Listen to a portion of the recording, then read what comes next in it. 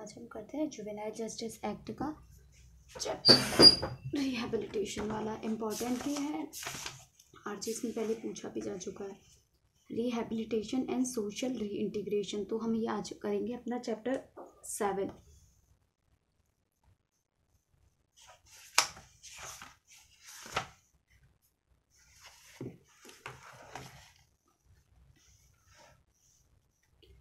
Rehabilitation and social reintegration 39 से start होकर ये आपके चलने वाला है पूरा 55 तक। इम्पॉर्टेंट है, पहले मेंस में क्वेश्चन आ चुका है और बोर्ड के पास सबसे इम्पॉर्टेंट टॉपिक यही होता है मेंस में पूछने के लिए।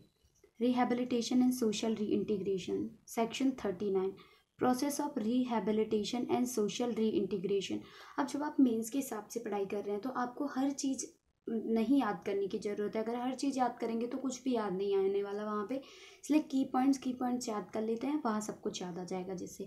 तो process of rehabilitation and social reintegration, the process of rehabilitation and social integration of the children under this act shall be undertaken based on the individual care plan of a child, preferably through family based care by restoration to the family guardian with or without supervision, sponsorship, adoption or foster care।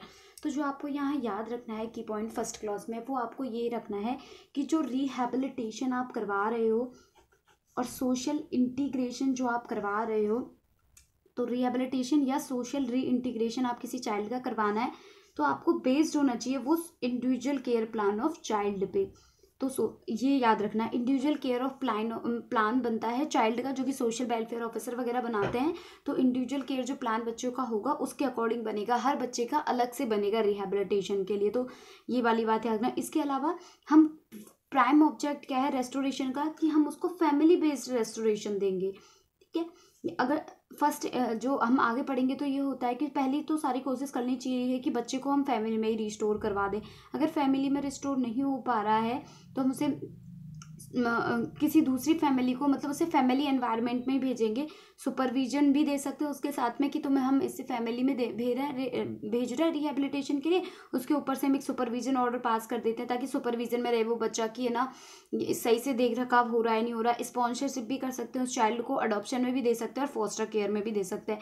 तो सिर्फ इतनी सी बात याद रखनी है यहाँ पे, जब आप रिहैबिलिटेशन और सोशल इंटीग्रेशन कर रहे हो चाइल्ड का तो वो इंडिविजुअल केयर प्लान पे होगा, फैमिली बेस्ड होना चाहिए। और या फिर आप रेस्टोरेशन करवा रहे हो फैमिली में तो आप सुपरविजन भी दे सकते हो, स्पॉन्सरशिप भी दे सकते हो और अडॉप्शन और फॉस्टर केयर का भी ध्यान रख सकते हो।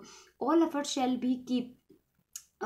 shall be keep sibling place in the institution or non-institution care together unless it is in their best interest not to be kept together। अब इसका मतलब यह है कि देखो, जो बच्चा अबेंडेंट है, सरेंडर्ड है, या फिर मतलब जिसके माँ बाप का नहीं पता है, अब उसके पास उसका कौन है, सिबलिंग, या तो भाई है या बहन है, अब उनको भी तुम अलग कर दोगे तो जिंदगी में जो ब्लड रिलेशन है उसके वो बचेंगे नहीं। तो इसका सिर्फ इतना सा पर्पज है कि जो भी ब्लड रिलेशंस में है, सिबलिंग्स हैं, उन्हें आप एक ही जगह रिस्टोर करो अनटिल एंड अनलेस कि उनके बेस्ट इंटरेस्ट में नहीं है। जैसे दो लड़के और वो आपस में, दो भाई और वो आपस में लड़ते ही हैं स्टार्टिंग से ही, तो उन्हें हम अलग अलग रख सकते हैं। अदरवाइज फर्स्ट प्रेफरेंस ये होनी चाहिए कि हम सिबलिंग्स को साथ रखें। For children conflict with law the process of rehabilitation social integration shall be undertaken in the observation home if the child is not release on bail or in a special home or a place of safety or fit facility or a fit person if place there by or the order of board. इसका मतलब ये है, आपने सिर्फ इतना सा देखना है कि अगर जैसे आप चाइल्ड आया बोर्ड के सामने, 18 ईयर से कम बच्चा जो आप चाइल्ड बोर्ड के सामने आया जो कि जुवेनाइल कन्फ्लिक्ट था, तो उसमें क्या है, बोर्ड ने क्या किया, अभी कोई ऑर्डर पास नहीं किया है और बोर्ड सिर्फ इंक्वायरी कर रहा है, तो during the period of inquiry वो ऑब्जर्वेशन होम में रखेंगे उस चाइल्ड को। ठीक है, if the child is not release on bail, child आपका बेल पे रिलीज नहीं हुआ है, उसकी इंक्वायरी चल रही है कि whether he committed offence or not, तो उसे ऑब्जर्वेशन होम में रखेंगे। लेकिन अगर जब बोर्ड ऑर्डर देती है कि इसने ऑफेंस किया है नहीं किया है सेक्शन 18 में, तो उसे हम स्पेशल होम में रख सकते हैं, प्लेस ऑफ सेफ्टी में रख सकते हैं, फिट फैसिलिटी के पास रख सकते हैं और फिट पर्सन के पास रखते हैं। तो याद रखना है कि जब ऑब्जर्वेशन होम में कब रखेंगे, जब उसे बेल नहीं मिली है। उसके अलावा हम उस चाइल्ड को कहाँ रख सकते हैं, special home, place of safety, fit person, fit facility, इनके यहाँ ऑर्डर देगी, बोर्ड वहाँ रख देंगे। The children in need of care and protection who are not placed in families for any reason may be placed in the institution register for such children under this act or with a fit person, fit facility on a temporary or long term basis and the process of rehabilitation and social integration shall be undertaken whether the child is so placed। इसका मतलब ये है कि हम सारी कोशिश, तो मैंने आपको पहले बताया था कि प्राइम कंसर्न क्या होनी चाहिए कि हम उसे फैमिली में रिस्टोर करें, लेकिन किसी रीज़न की वजह से हम उसे फैमिली में रिस्टोर नहीं कर पाए उस चाइल्ड को, उसके पेरेंट्स ही इनकैपेसिटेट हैं, मेंटली इल हैं, तो हम कहाँ करेंगे, फिर उस बच्चे की बारी आएगी चाइल्ड केयर इंस्टीट्यूशंस में रखने के लिए उस बच्चे को। उसमें हम उसे फिट फैसिलिटी के पास दे सकते हैं, फिट पर्सन के पास दे सकते हैं। ठीक है, ये इसमें इतना कुछ इंपॉर्टेंट है नहीं। फिर है the child in need of care and protection who are living institution. अब ये स्पॉन्सरशिप की बात कर रहे हैं, जो फाइनेंशियल कैपेसिटी। अब सेक्शन 46 ये बोलता है कि child in conflict with law हो या फिर child in need of care and protection हो, जब वो इंस्टीट्यूशन छोड़ के जा रहे हैं 18 साल कंप्लीट करने के बाद, मतलब 18 साल की एज होने के बाद जब वो इंस्टीट्यूशन छोड़ के जा रहे हैं, तो इंस्टीट्यूशन क्या करेगा, गवर्नमेंट उनको फाइनेंशियली कुछ हेल्प प्रोवाइड करेगी ताकि वो main stream of the society में आ सके। तो हमने कुछ नहीं पढ़ा, सोशल इंटीग्रेशन सेक्शन 39 याद नहीं होता, लेकिन आपको देखो कुछ नहीं करना है, सिर्फ इतना सा याद रखना है कि जब भी हम बच्चे का रिहेबिलिटेशन या इंटीग्रेशन कर रहे हैं तो इंडिविजुअल चाइल्ड केयर प्लान पे करेंगे हम। उसके अलावा हम उसे क्या दे सकते हैं, फिट पर्सन, फिट फैसिलिटी। अगर आप दे रहे हो तो उसे मतलब उसका सुपरविजन ऑर्डर भी दे सकते हो, स्पॉन्सरशिप भी दे सकते हो, अडॉप्शन में कर सकते हो, फॉस्टर केयर में कर सकते हो। सिबलिंग्स है एक साथ रखना। Child in need of, child in conflict with law है, अगर इंक्वायरी पेंडिंग है, बेल पे नहीं छोड़ा है, उसको ऑब्जर्वेशन होम भेज दो, अदरवाइज स्पेशल होम, उसको स्पेशल होम भेज दो, प्लेस ऑफ सेफ्टी भेज दो, फिट पर्सन, फिट फैसिलिटी। अब child in need of care and protection में फर्स्ट कंसर्न ये रहेगी कि बच्चा कहाँ जाए, आपका बच्चा फैमिली में जाए, लेकिन किसी कारण की वजह से अगर वो फैमिली में रिस्टोर नहीं हो पा रहा है तो हम उसे फिर उसके बाद फिट फैसिलिटी, फिर चाइल्ड केयर जो इंस्टीट्यूशन इतने खुले हुए हैं, या फिर ना फिट पर्सन के पास अगर छोटा है तो स्पेशल अडॉप्शन एजेंसी, उसके बाद उसे वैसे रिस्टोर करेंगे। इसमें बोलता है कि जब बच्चे की 18 साल कंप्लीट होगी, अब उसे main stream of the society में आना है, इसलिए उसे हमें फाइनेंशियल हेल्प कर देनी चाहिए, तो हम उसको फाइनेंशियल हेल्प प्रोवाइड करा देंगे सेक्शन 46 के अकॉर्डिंग। अगर इतना भी लिखा है ना तो आपको 4 में से 3 नंबर मिल जाएंगे, क्योंकि 4 में से 4 तो देते नहीं हो। Restoration of a child in need of care and protection. The restoration and protection of a child shall be the prime objective of the children's home, specialized adoption agency and open shelter। अब आपने क्या, इसमें हमने general पढ़ा था। अब ये जो सेक्शन 40 ये बात करता है चाइल्ड जो कि नीड और केयर एंड प्रोटेक्शन में है, तो उसमें हम जब रेस्टोरेशन कर द चाइल्ड, अब कोई ये पूछे कि प्राइम कंसर्न क्या है किसी भी मतलब जीजे एक्ट का regarding the child in need of care and protection, तो आपने लिखना है कि रिस्टोर करवाना और प्रोटेक्शन करना चाइल्ड का, ये प्राइम ऑब्जेक्ट है। जो हम चिल्ड्रंस होम पढ़ेंगे, स्पेशलाइज अडॉप्शन एजेंसी पढ़ेंगे या ओपन शेल्टर पढ़ेंगे, यहाँ पे उनका प्राइम ऑब्जेक्ट क्या है, रेस्टोरेट करा दे हम चाइल्ड को। वो बच्चा पहली फैमिली के साथ नहीं है तो उनसे फैमिली प्रोवाइड करवा दे और उसकी प्रोटेक्शन रहे, वो गलियों में ना घूमे, वो इंटॉक्सिकेशन के चक्कर में ना पड़ जाए, या फिर और ऑफेंडर्स के साथ ना आ जाए, तो इसलिए से उनका रेस्टोरेशन करवाना और प्रोटेक्शन करना प्राइम ऑब्जेक्टिव है चाइल्ड केयर इंस्टीट्यूशंस का। The children's home, specialized adoption agency और इन open shelter is the case may be shall take such step as is considered necessary the restoration and protection of a child deprived of his family environment temporarily or permanently whether such child is under their care or protection where such child is under their care and protection। इसका मतलब ये है कि जब है ना जो children's home और स्पेशलाइज्ड अडॉप्शन एजेंसी है ना, वो पूरा ध्यान रखेंगी कि बच्चे को कैसे फैमिली एनवायरनमेंट में रेस्टोरेशन करवाएं हम, या तो टेम्परेरी पीरियड के लिए, परमानेंट पीरियड के लिए, जहाँ पे चाइल्ड रहते हैं वहाँ उनकी प्रोटेक्शन हो और डेवलपमेंट हो। The committee shall have power to restore the child in need of care and protection to his parents, guardian, fit person और as the case may be after determining the suitability of parents and guardian और fit person to take care of the child and give them suitable directions. इसका मतलब ये है कि ये नहीं है एक बार बच्चा चाइल्ड केयर इंस्टीट्यूशंस में आ गया तो वो अपने घर नहीं जा सकता। अगर कमेटी को सही लगता है और उसके पेरेंट्स को क्या करेगी, कम्पिटेंट डिक्लेयर कर देगी कि हाँ वो एलिजिबल हैं अपने बच्चे का देखरेख करने के लिए, और उसके बाद उन बच्चों को उन गार्जियन के पास भी भेज सकती है। मतलब ये देखो ना, committee has a power to restore any child in need of care and protection to this parents or guardian. वो अपने उसके खुद के पेरेंट्स और गार्जियन के पास भी भेज सकती है। अगर पेरेंट्स और गार्जियन फिट नहीं है तो उन्हें फिट पर्सन, फिट फैसिलिटी किसी के भी पास भेज देगी, लेकिन इसके में ये यहाँ पार दी गई है कि वो अपने पेरेंट्स और गार्जियन के पास भी बच्चे को भेज सकती है। और जो कमिटी, ये नया 2021 का जो अमेंडमेंट हुआ था उससे ये ऐड किया है कि जो कमेटी है वो क्वार्टरली रिपोर्ट भेजेगी। क्वार्टरली रिपोर्ट भेज रही है, किसको भेज रही है, डीएम को भेज रही है, डिस्ट्रिक्ट मजिस्ट्रेट को। उसमें क्या भेजेगी कि जो बच्चे रिस्टोर्ड हुए हैं उनकी लिस्ट होगी, जो बच्चे डैड हो गए उनकी होगी, जो बच्चे रन अवे हो गए हैं, जो हमने पढ़ा था ना सेक्शन 26 में कुछ बच्चे इंस्टीट्यूशन छोड़ के भाग जाते हैं, तो वैसे जो बच्चे छोड़कर भाग गए उनके तो एक क्वार्टरली रिपोर्ट दी गई कमिटी डिस्ट्रिक्ट मजिस्ट्रेट को, और उसमें उसके रिस्टोर जो बच्चे रेस्टोर हुए हैं उनका, जो बच्चे डैड हुए उनका, जो बच्चे भाग गए हैं उनका सबका लिस्ट हो जाएगा। For the purpose of this section restoration protection of child, अब यहाँ से कोई पूछे अगर restoration and protection of child का के लिए कौन कौन से रेस्टोरेशन आप कहाँ कहाँ करवा सकते हो, तो याद रखना पेरेंट्स के पास, अडॉप्टिव पेरेंट्स के पास, फॉस्टर पेरेंट्स के पास, तो 3 तो पेरेंट्स ही हो जाएंगे, parents, adoptive parents, foster parents, उसके बाद किसी गार्जियन के पास और फिट पर्सन के पास। तो अगर कोई पूछता है कि जब हम रेस्टोरेशन करवा रहे हैं तो चाइल्ड का कहाँ करवाएंगे, पेरेंट्स के पास, adoptive parent, foster parents, guardian और फिट पर्सन के पास। फिर registration of child care institution, ये आपको सिंपली देखो, अगर सिर्फ आपका क्वेश्चन आ रहा है रिहेबिलिटेशन और इंटीग्रेशन का, तब तो आपको वो नहीं लगाना है, तब आपको सेक्शन 39 और 40 ही देना है और आगे वाले सेक्शन दे देंगे, मैं बता दूंगी आपको, लेकिन आपको सेक्शन 41 नहीं देना उसमें, क्योंकि ये सिंपली रजिस्ट्रेशन की बात करते हैं जो हमारे इंस्टीट्यूशंस हैं। मैं आपको रजिस्ट्रेशन भी बता देती हूँ, इतना कुछ है नहीं इसमें।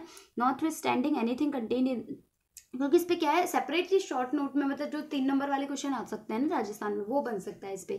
तो notwithstanding anything contain in the law for the time being in force all institution whether run away by the state government, voluntary, non governmental organisation which are meant either wholly और partly for housing children in need of care and protection or children in conflict with law shall be registered under this act in such manner as may be prescribed regardless of whether they are receiving grant from the central government or as the case may be the state government or not।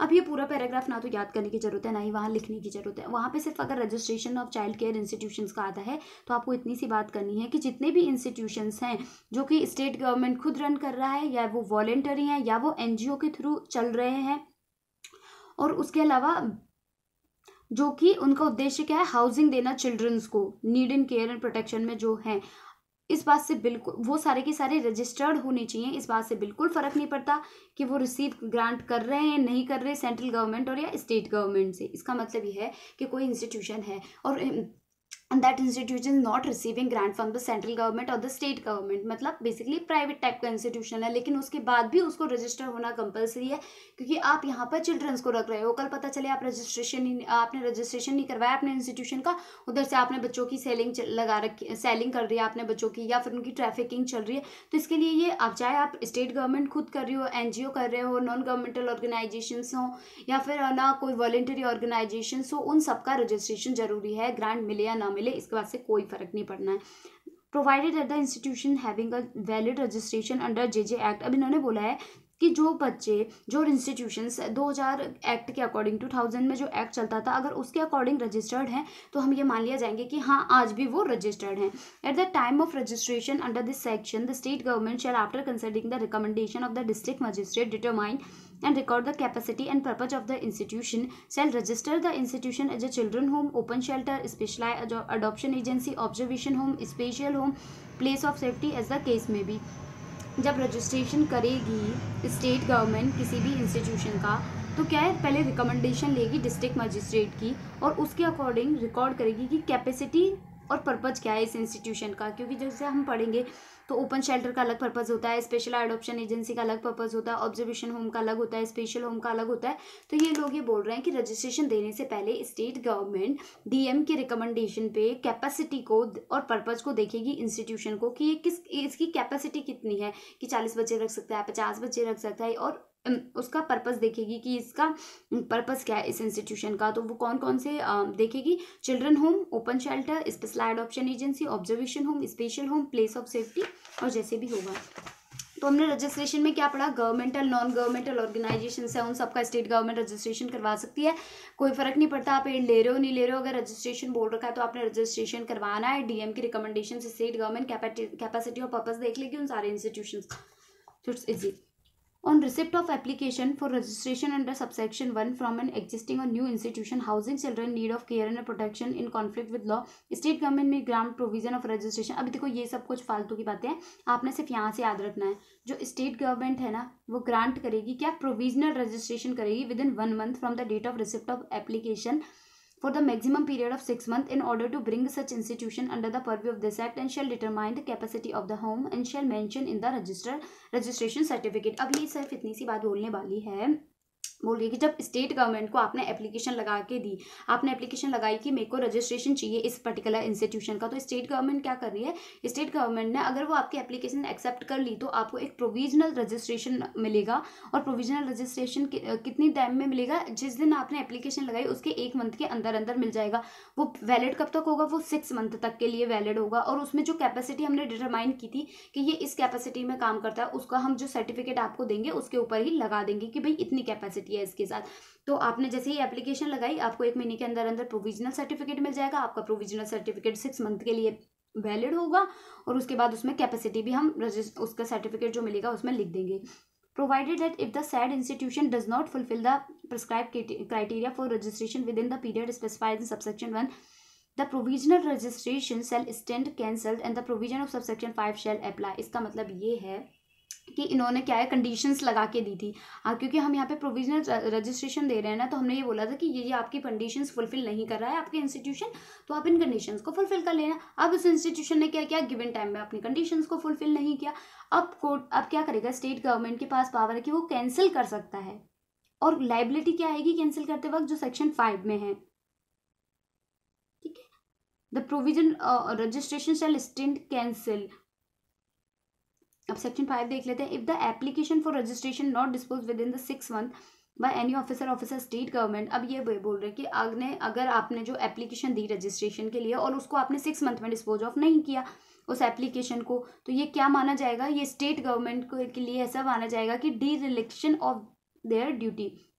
डेरिलिक्शन of their duty मतलब उन्होंने अपनी duty का निर्वाहन नहीं किया है on their part and the, और higher जो कंट्रोलिंग अथॉरिटी है ना, an appropriate department proceeding shall be initiated. मतलब जो हायर कंट्रोलिंग अथॉरिटी है वो ये मान के चलेगी कि इन्होंने डिरेलिक्शन किया अपनी ड्यूटीज़ का, उन्होंने अपने कर्तव्य को ढंग से फुलफिल नहीं किया। और उसके अलावा आपके ये क्या है, जो प्रोसीडिंग्स भी, जो डिपार्टमेंटल प्रोसीडिंग्स होती हैं वो भी इनिशिएट हो सकती हैं उस ऑफिसर के खिलाफ जो ये काम संभाल रहा था, अगर उसने 6 महीने में एप्लीकेशन को डिस्पोज ऑफ नहीं किया है।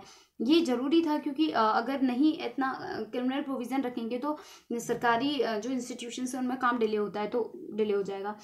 If state government does not issue a provisional registration certificate within 1 month from the date of application of the proof of receipt of application for registration shall be treated as provisional registration to run as a institution for a maximum period of 6 month. अब ये सिर्फ ये बोल रहा है, आपने application लगाई court को, उसको आपने एप्लीकेशन लगाई स्टेट गवर्नमेंट को रजिस्ट्रेशन ऑफ उसके लिए इंस्टीट्यूशन के लिए, लेकिन उसका कोई जवाब ही नहीं मिला। लेकिन वो एप्लीकेशन उन्होंने ली थी इस बात की आपको रिसिप्ट दी है, तो जो आपको रिसिप्ट मिली है ना वही आपका प्रोविजनल सर्टिफिकेट माना जाएगा।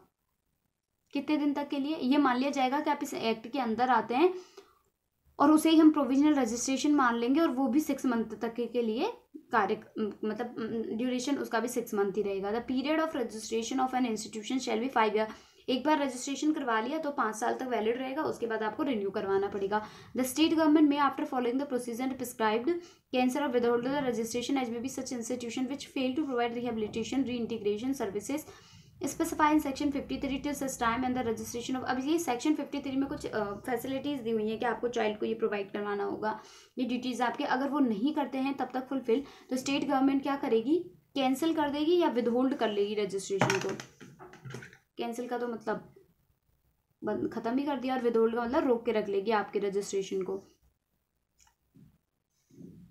और क्या करेगी, और वो जो है इंस्टीट्यूशन उसे मैनेज करने लग जाएगी खुद government. Any child care institution registered shall be duty bound to admit children subject to the capacity.